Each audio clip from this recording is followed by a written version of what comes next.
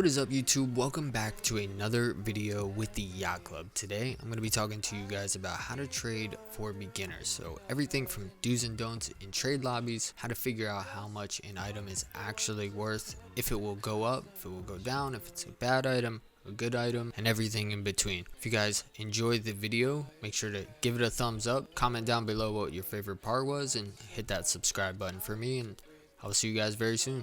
Hush.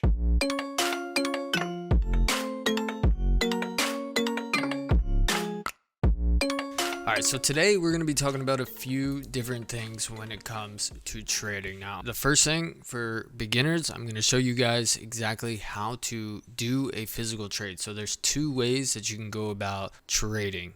The first thing is to type somebody's profile name up top, and then hit search. You can click on their name, it'll pop this up, literally hit trade, it'll show you their entire inventory right there as well as yours. Now, a cool feature that they added recently as well is if you hit this little magnifying glass right here, it'll toggle the items that both people don't have. So this is every item in Godnick's inventory that I do not have. So if I'm looking to trade for a particular item that I don't have, and maybe I want to offer things that he doesn't have either, so I will toggle this and it'll show both of our inventories what the other person is missing. Now the second way is to load up into an actual trade lobby. Now usually these are full and there's people everywhere, but if you walk up to a person and you just hit G, that'll send a trade request to that person. Now if they hit G as well, that will bring up this screen right here, and then you guys can talk in the in-game chat and figure out what you guys will want. You can add whatever items it may be and go from there. Now, a couple things to be very careful about is people do try some fishy things when in a trade lobby. So one thing to note, first of all, is that you have a 5-second delay. So when both people hit the accept button, there will be a 5-second delay for you guys to decline and cancel the trade before it actually goes through. The second thing to note is that when I put up an item, hopefully he puts up an item as well. If we both hit green, hit accept, when one of the items are changed, that will cancel out the trade as well. So you don't have to worry necessarily about hitting green while looking away and then them switching out the items and accepting, because that will negate this trade. It'll just cancel it right there and force you to hit the accept button again. Alright, so once you're in a trade lobby and you're looking to actually make a trade with somebody, now there's a few things to look out for. First of all, always keep in mind, especially when you come here and you send a trade through this, it does cost you KR to send a trade. The fee varies depending on the value of the items that you are putting in the trade. So this trade for me to send to him would be about 280 KR. Now for him to accept on the other end, it is free. So you can accept as many trades as you want and you don't need KR for that. The same goes for in a trade lobby. When you're in a trade lobby, you want to be ready to check prices at all times, and we'll talk about a little more specifically later what exactly you want to look for. But the biggest thing is being ready to check prices. So now if you're on browser, you can right click on an item and that will bring up this page with a lot of different statistics that are very important to look out for. So the first one is if you hover over this dot right here, it'll show you what the last sold was for.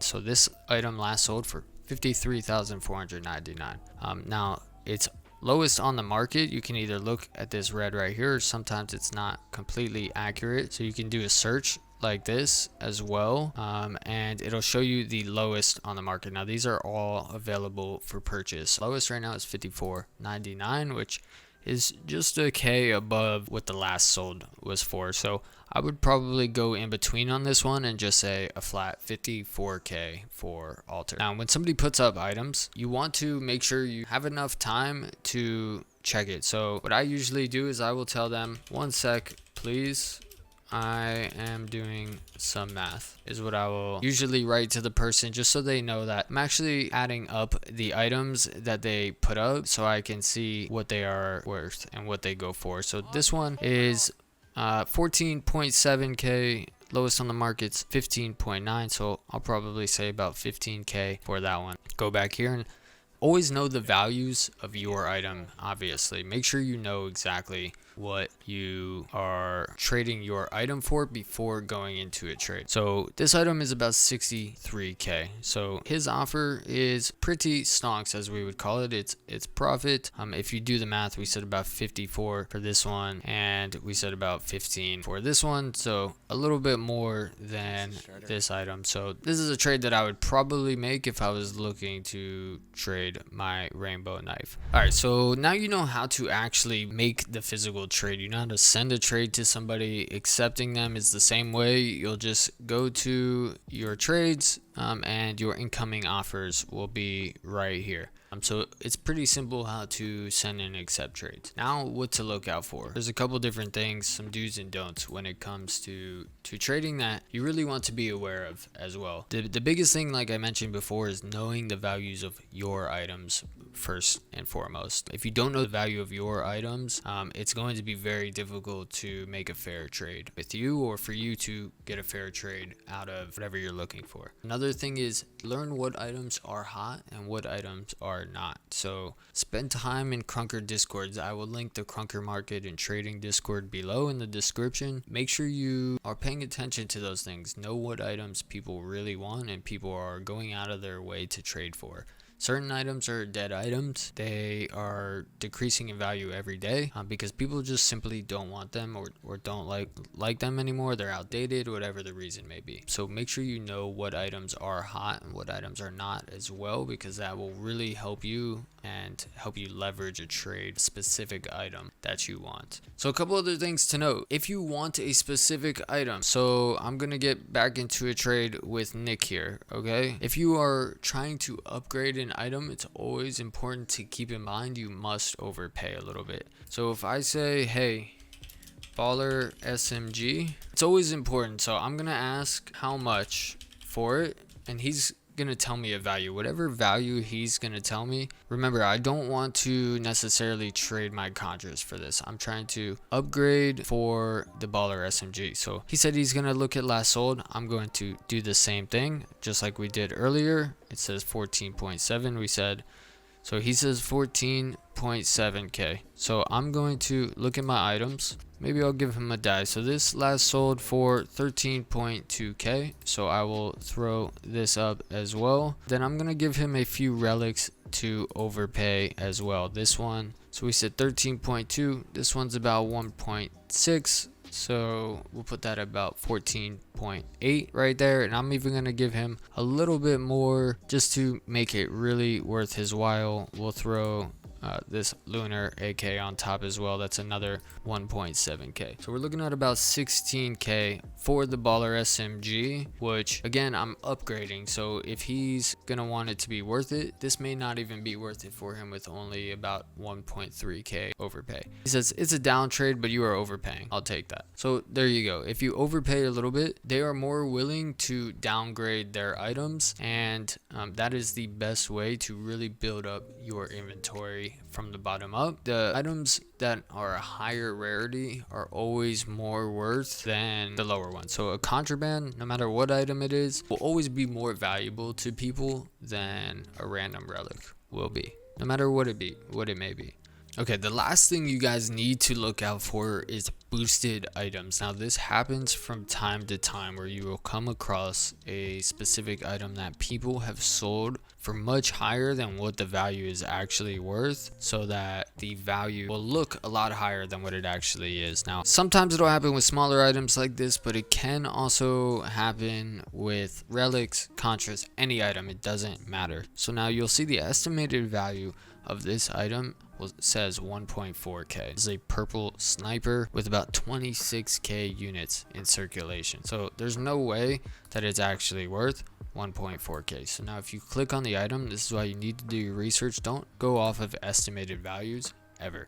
Estimated values change infrequently, so they don't change enough or fix themselves enough to really base any trade off of that. So if you click on it, immediately I can tell that this item was boosted somehow on the market. Somebody sold one for a lot higher than what it was actually worth. Now, what people will do in trading sometimes, so if the trade involves pure KR or liquid KR, some people might call it, they'll put up a blue or a purple or something that they know people won't just snatch off the market for 80k or something like that, and then the person will go buy it to safely ensure a transaction of KR. And this can also oftentimes bring up the value of an item, the estimated value. Definitely something to keep an eye out for. So now you know how to trade, you know how to send one, receive one, you know how much it costs, how to figure out the values of everything, but how do we get to this point? So how do we get our inventory to even be able to buy a contra or trade for a contra when you're just starting out the game? So that's what I'm going to talk about. I'm going to talk to you guys about a few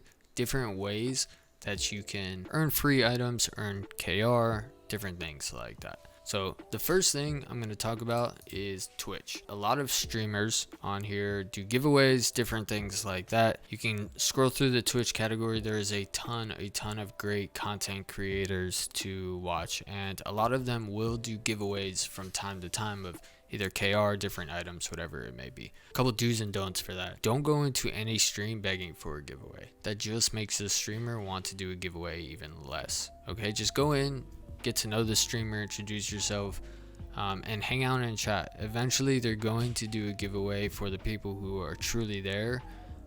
For them, they'll give away again items, KR. A lot of them do huge giveaways, so that is one big way to, when you're first starting off, gain a couple cool items or some KR. Just hang out. Do not ask for giveaways or anything like that. Look in titles. A lot of times they'll put giveaways in titles, or you'll see they'll have an exclamation point giveaway command in their chat that will explain what the giveaway process is. So look out for different things like that, but really truly do not be annoying about it. This is one big thing that a lot of Krunker content creators hate, is viewers who just come in just asking for giveaways. So definitely don't just beg for giveaways. Go hang out, get to know the streamers, get to know the content creators.